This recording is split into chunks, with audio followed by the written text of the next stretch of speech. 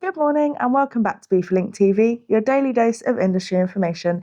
As always, today we are joined by Steve Parker for his Director General's column. So Steve, thank you so much for joining us this morning. Good morning. Yeah, good. Now I know we've got a lot to talk about this morning. Always. But of course, I think we need to talk about the big thing that happened last month, which of course was the return of BIFA's national conference, and it went really well, didn't it? Look, I'm very pleased with it, Brooke. It was a good return after nearly 20 years.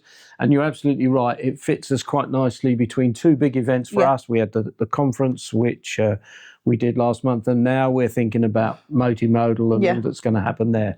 So events that take a lot of time and a lot of effort from our teams to get up and running. Conference was a success. I'm sure Multimodal will be as well. Looking at the figures, the people signed up to attend. The footfall looks really good. We of course will be there with our BIFA village and our stand, and we'll be there to welcome our members. Looking forward to it very much.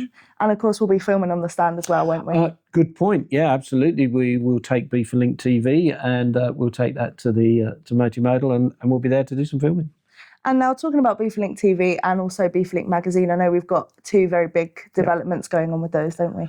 Yeah, so BIFAlink TV as it is today will be a year old in July, and we'll have done 200 and something odd episodes, which is absolutely fantastic to see.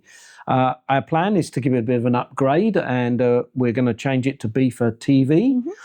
We've built a studio here in Feltham. That's a very flash word. We've redecorated one of our rooms to make it, give it a bit of a new feeling. And so therefore from July, we will upgrade it and give it a new lease of life. We want BIFA TV to be our main form of communication with our members. So we are going to push that. We're working on that. We see the numbers watching it improving. So all of those things tell us that we're in a good space, and we want to just continue to do that.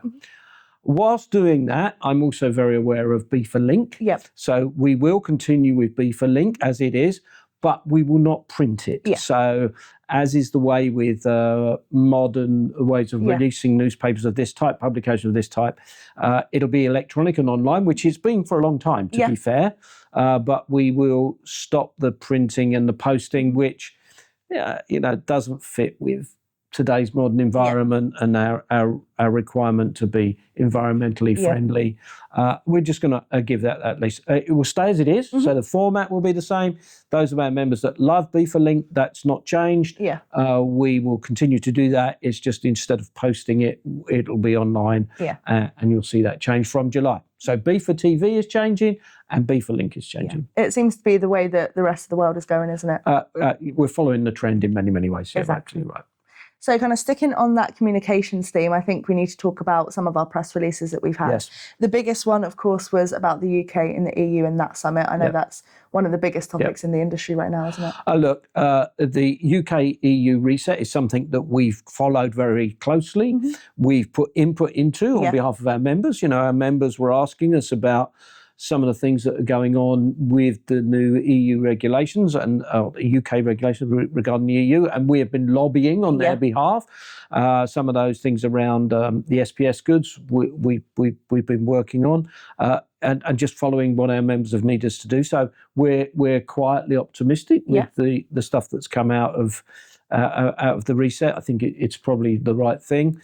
We'll obviously continue to monitor it. And as ever with these things, Brooke, you'll know the devil is in the detail. And when we get the details, the bit we'll have to watch. But nonetheless, we are quietly encouraged that that's worked quite well. So that indeed was one of our press releases. We also did a press release around our chair.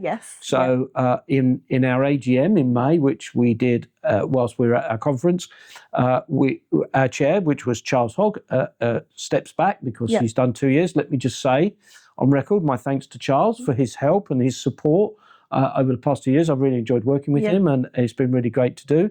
And we moved to Keith Bagley, who becomes our chair, or is our chair now, from May. I'm looking forward to working with Keith as we move into the future. We have a great set of directors here at BIFA, and I'm proud to be part of that, and I've got a lot of respect for all of them. And times move on, and thanks to Charles, and look forward to working with Keith. The other thing that's happened here at BIFA that's been a press release that's important for us and for our members is we've had some change in roles in our policy and compliance team.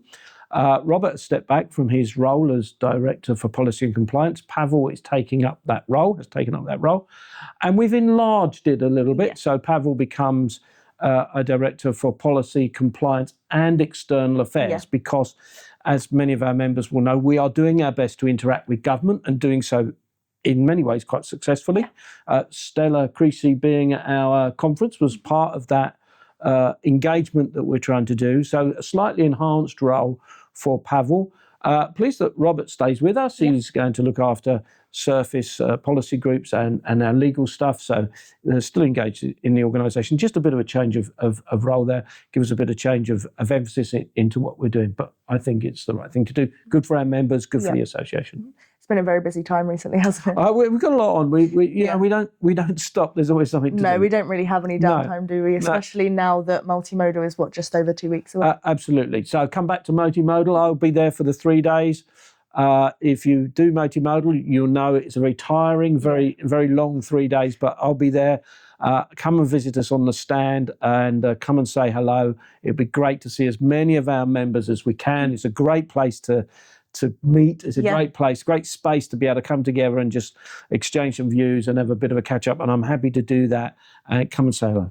Well, thank you so much. Thank you. Tickets for Multimodal are still available, so we'll pop a link to those in the description.